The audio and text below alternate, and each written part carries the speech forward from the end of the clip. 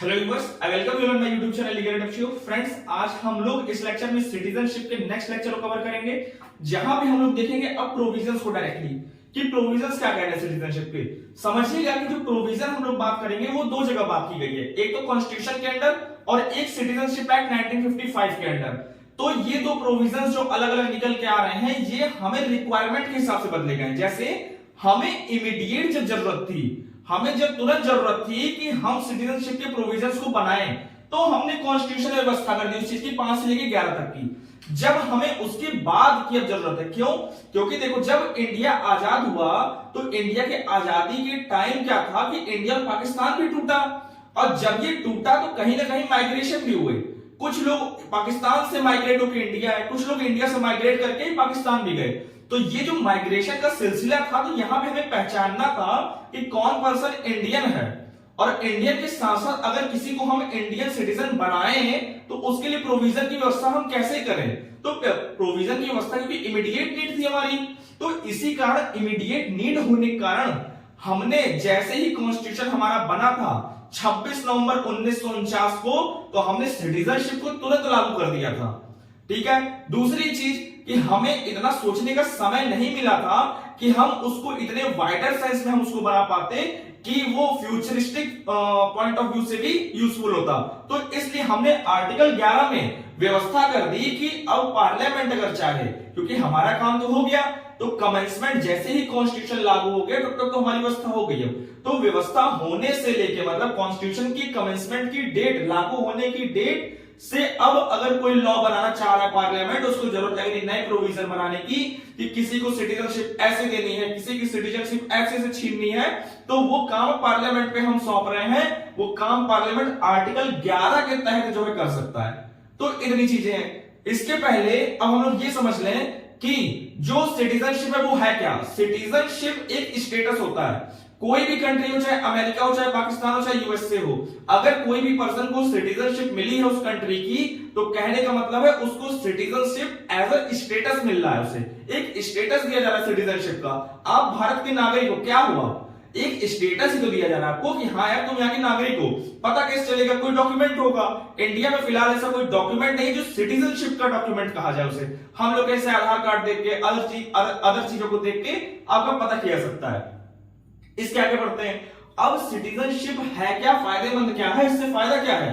तो अगर इंडिया के सिटीजन हो जाओगे तो फायदा क्या मिलेगा, समझिएगा इसको। देखिए, पर्सन की बात आती है कि लोगों की बात, तो पर्सन को हम दो पार्ट में डिवाइड कर सकते हैं। दो पार्ट में डिवाइड करने का मतलब एक तो होगा सिटीजन और दूसरा होगा एलियन। एलियन को हम लोग विदेशी कहते हैं, वो दूसरे ग्रह वाला एलियन मत समझिएगा। तो एलियन का मतलब होता है विदेशी कोई पर्सन जो हमारे कंट्री का नहीं, किसी दूसरी कंट्री का, यूएसए का, पाकिस्तान का, चाइना का है, कोई अदर कंट्री। तो एलियन भी हमारे दो तरीके से हो सकते हैं। एलियन को भी अगर हम बांटे तो एक फ्रेंडली कंट्री का हो सकता है वो पर्सन और एक एनिमी कंट्री का। एक फ्रेंडली कंट्री का हो सकता है और एक एनिमी कंट्री का।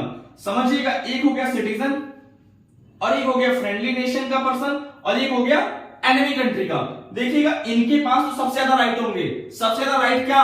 हम इनके पास फंडामेंटल राइट भी होंगे जो सिटीजन होगा, उसके पास पॉलिटिकल राइट्स भी होंगे। कहने का मतलब आप वोट भी दे सकते हो, आप खुद भी इलेक्ट हो सकते हो, मतलब आप किसी भी पोस्ट पे जा सकते हो, पॉलिटिकल पार्टी ज्वाइन कर सकते हो, प्रेसिडेंट का इलेक्शन ये खड़े हो जाओ, आपको पार्लियामेंट में कोई मेंबर बनना है, एमपी एमएलए बनना है तो वो भी बन सकते हो। ये काम दूसरे नेशन का पर्सन नहीं कर सकता ना, तो इसलिए आपके पास कुछ अधिकार इनके मुकाबले कम रहेंगे। तो कहने का मतलब सिटीजन के पास इनसे ज्यादा अधिकार रहेंगे। अब बात आती है एनिमी कंट्री, इनके पास तो बिल्कुल अधिकार नहीं। एनिमी कौन? एनिमी नेशन हम उसे कहते हैं जिससे हमारा वॉर चल रहा है, जिससे हमारी लड़ाई चल रही है। तो वहां का सिटीजन अगर होगा तो उसको हम कौन सा अधिकार देंगे? कुछ नहीं देंगे। तो इसलिए इसके पर्सन के अधिकार जो है इनसे भी कम होंगे। तो ये तो इतनी चीजें रहेंगी। अब इसके आगे बढ़ते हैं प्रोविजंस के ऊपर डायरेक्टली।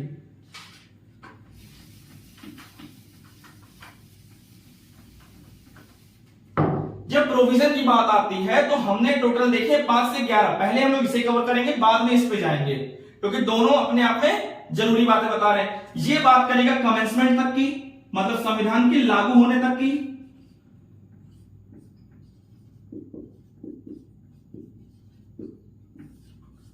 इसके बाद की चीजें ये बताएगा, ये वाला कानून जो सिटीजनशिप एक्ट है 1955 वाला, वो सारी चीजें बताएगा। तो यहां से हम लोग आर्टिकल देखना चालू करते हैं। आर्टिकल 5 आर्टिकल 6, 7, 8, 9, 10, 11, इतने सारे आर्टिकल है।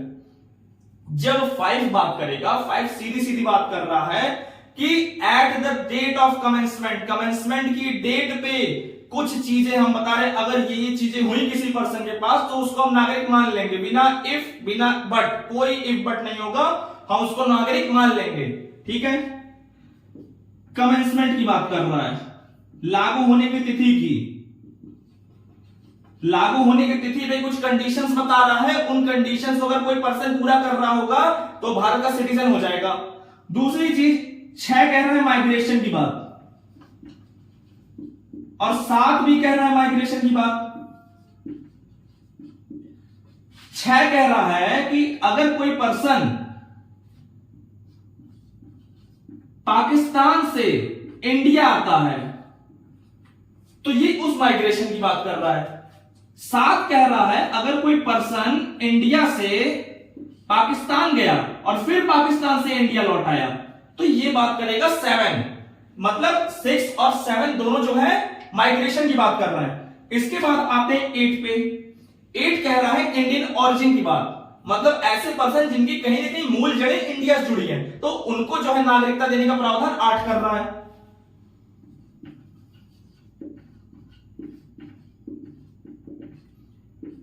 नाइन बात कर रहा है टर्मिनेशन की, मतलब अगर किसी पर्सन की हमें नागरिकता छीननी है, 5 से 11 तक में जो प्रोविजन दिए जहां नागरिकता छीनने से जुड़ी प्रोविजन हमें दिखेगा वो सिर्फ 9 में दिखेगा। 9 टर्मिनेशन की बात कर रहा है, टर्मिनेट करके खत्म कर रहा है, मतलब अगर आपने किसी दूसरे कंट्री की नागरिकता ले ली तो आपकी समाप्त हम मान लेंगे। ठीक है, तो ये बात कर रहा है टर्मिनेशन की।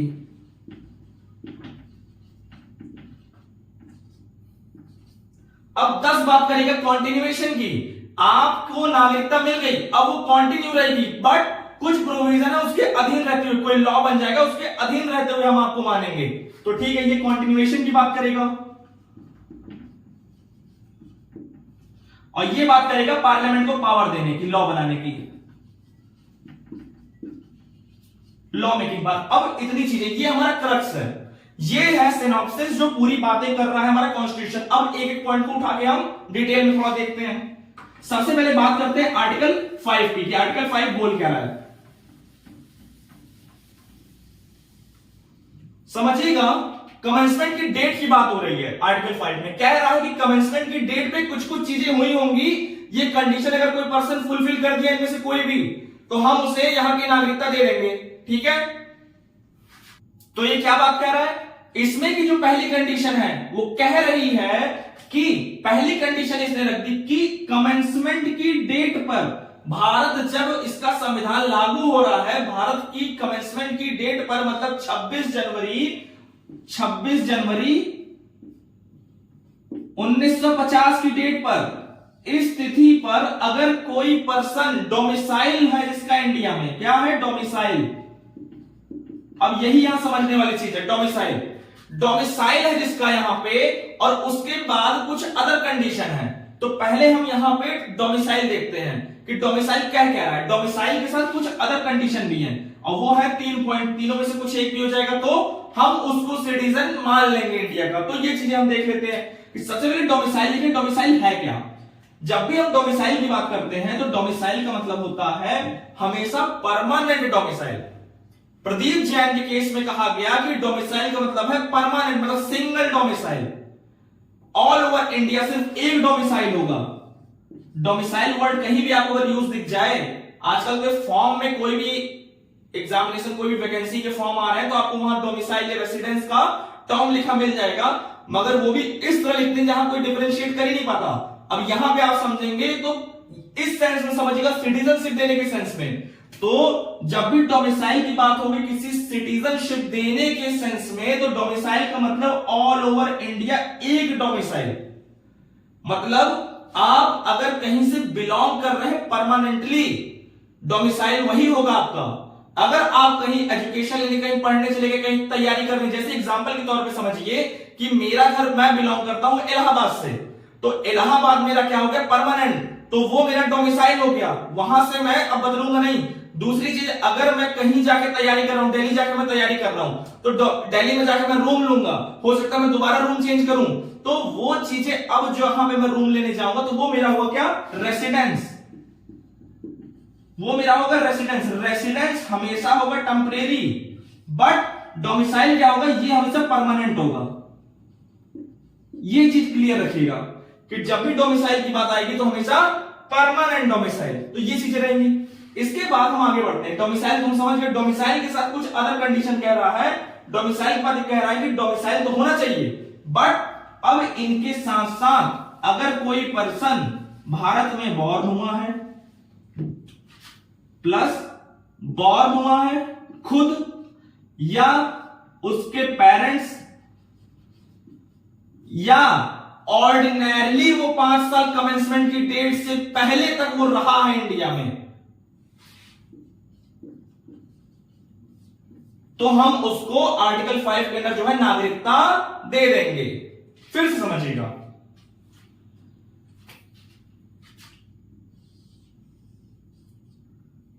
इनमें से एक कंडीशन, डोमिसाइल तो होना चाहिए आपका। डोमिसाइल के बाद आप या तो पैदा हुए हैं, या आपके कोई पेरेंट्स पैदा हुए हैं इंडियन टेरिटरी में, या आप इंडियन टेरिटरी में ऑर्डिनरली रिसाइड कर रहे थे।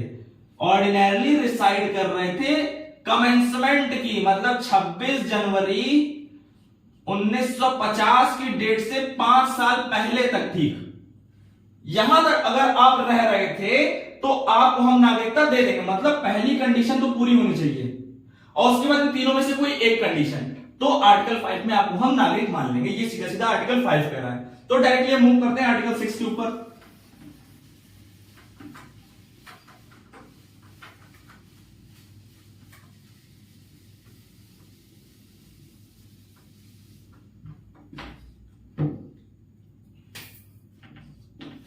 आर्टिकल 6 से कह रहा है, माइग्रेशन की बात कर रहा है।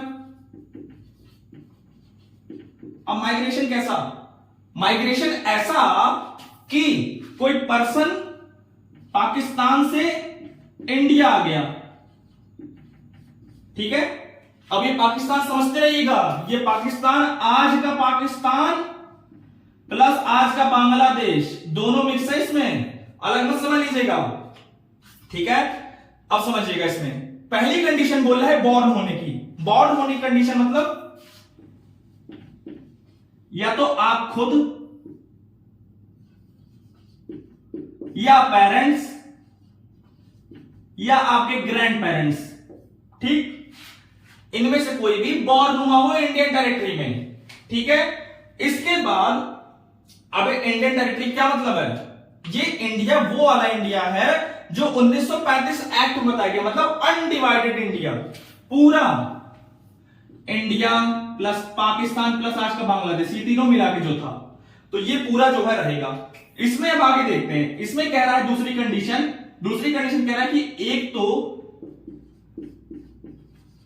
19 जुलाई 1948 की डेट है, ये इसमें डेट की बात कर रहा है, डेट कह रहा है 19 जुलाई 1948 की। अब ये डेट इतनी इंपॉर्टेंट है अपने आप में कि यही पूरा खेल करेगी। अब 1948 की ये जो डेट है 19 जुलाई की, अब इसी को हमें समझना है कि पहली कंडीशन है कि आप खुद, या आपके पेरेंट्स, या आपके ग्रैंड पेरेंट्स, कोई भी पैदा हुआ हो भारत में, ठीक है। और कौन सा भारत, जो ये वाला भारत है, इस भारत में कि जो अनडिवाइडेड था, आज का इंडिया, आज का पाकिस्तान, आज का बांग्लादेश, कोई भी बाउंड्री में अगर आप पैदा हुए थे, आपके पेरेंट्स, ग्रैंड पेरेंट्स, या आप खुद। उसके बाद कह रहा है एक कंडीशन और कि ये डेट 19 जुलाई 1948, अब यही बदलेगी। इसमें एक कंडीशन रखा कि बिफोर,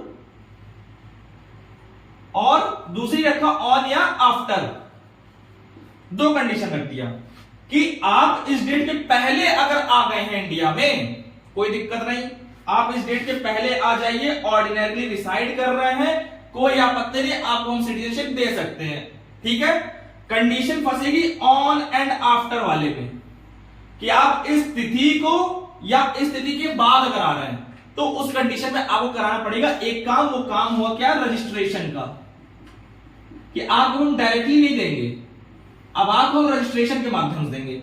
अब आपको करना पड़ेगा रजिस्ट्रेशन के लिए अप्लाई, और अप्लाई करने के लिए, रजिस्ट्रेशन करवाने के लिए एक शर्त होगी कि आप 6 महीना पहले इंडिया में रह लीजिए, ऑर्डिनरली थोड़ा रिसाइड कर लीजिए इंडिया में, इंडिया को समझ लीजिए, आज का जो इंडिया है उसको समझ लीजिए, उसके बाद आप अप्लाई करेंगे रजिस्ट्रेशन के लिए और तब आपको नागरिकता दी जा सकती है।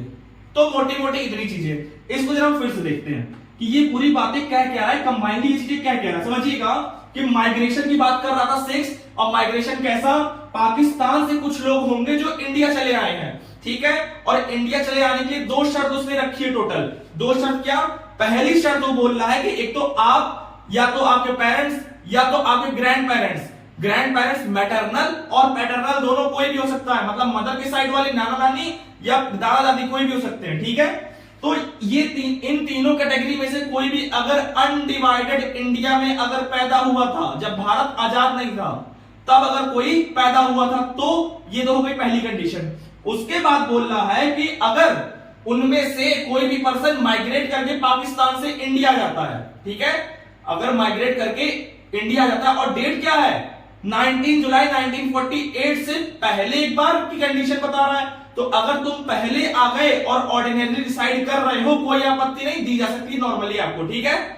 उसके बाद कह रहा है कि अगर आप इस तिथि को आ रहे हो या इस तिथि के बाद आ रहे हो तो हम आपको डायरेक्टली अब नहीं देंगे, अब आपको करवाना पड़ेगा क्या, रजिस्ट्रेशन। और रजिस्ट्रेशन करवाने के लिए आपके ऊपर हम एक कंडीशन और लगाएंगे कि आप मिनिमम 6 महीने तो इंडिया में रह लीजिए और उसके बाद अप्लाई करिएगा रजिस्ट्रेशन के लिए।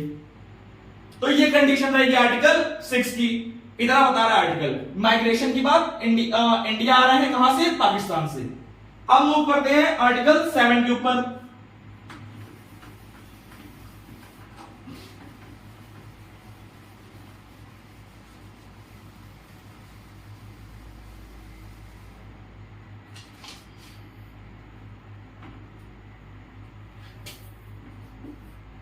आर्टिकल 7 भी बात कर रहा है माइग्रेशन की, किसकी, माइग्रेशन।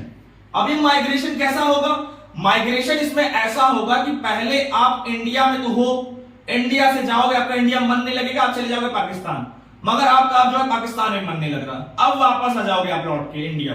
तो यहां पे दो बार माइग्रेशन है, एक बार माइग्रेशन 1 है और एक बार माइग्रेशन 2 है। समझिएगा कि माइग्रेशन 1 क्या हो रहा है कि आप इंडिया से जा रहे हो कहां, पाकिस्तान, और दूसरे माइग्रेशन में आप पाकिस्तान से इंडिया आ जा रहे हो, ठीक है। तो ये कंडीशन रहने वाली है, समझिएगा इसमें कि इंडिया से पाकिस्तान जा रहे हो कब, 1 मार्च 1947 की डेट के बाद, 1 मार्च 1947 के बाद जा रहे हो, ये वाला जो पहला माइग्रेशन है। तो सीधा सीधा ये लॉ कह रहा है, आर्टिकल 7 कह रहा है कि अगर इस डेट के बाद अगर कोई पर्सन इंडिया से पाकिस्तान मूव कर गया, माइग्रेट कर गया, उसकी नागरिकता समाप्त, उसको हम सिटीजन नहीं मानेंगे। पहली कंडीशन ये बोल दिया। दूसरी कंडीशन बोल रहा है कि अगर वो पर्सन लौट के वापस आ जाए, उसका मन नहीं लगा और वो लौट के वापस आ गए इंडिया में, तो कह रहे हैं कि ठीक है, अब ये जो लौट के तुम वापस आए हो, तो अब तुम्हें जो कंडीशन अप्लाई करनी है वो तुम्हें आर्टिकल 6 वाली है। 6 में जो दूसरी कंडीशन बता रहा था, 6 में कह रहा था ना कि अब तुम्हें अगर ऑन या आफ्टर वाली डेट पे आ रहे हो तो वहां पे अब तुम्हें रजिस्ट्रेशन कराना पड़ेगा, और रजिस्ट्रेशन की कंडीशन 6 मंथ इंडिया में रह लो। तो इस अनुसार अब तुम्हें चलना पड़ेगा अगर तुम वापस लौट के इंडिया आ रहे हो। और ये वापसी कब तक होगी, ये घर वापसी कब है, ये वापसी है तुम्हारी कमेंसमेंट के डेट के पहले तक की, उसके बाद बताना, उसके बाद आपको दूसरा कानून से बुलाना पड़ेगा तुम्हें।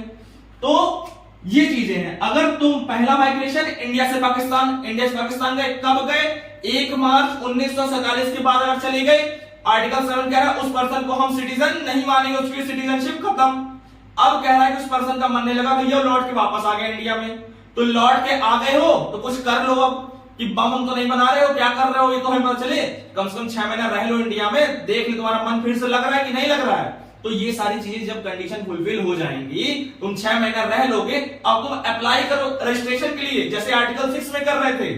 तो जैसे ही अप्लाई कर दोगे रजिस्ट्रेशन के लिए, तो हम उस माध्यम से तुम्हें जो है नागरिकता देंगे। तो टोटल आज हम लोग 7 तक कवर करेंगे और बाकी की जो आर्टिकल होंगे वो हम लोग नेक्स्ट लेक्चर में कवर करेंगे। Thank you.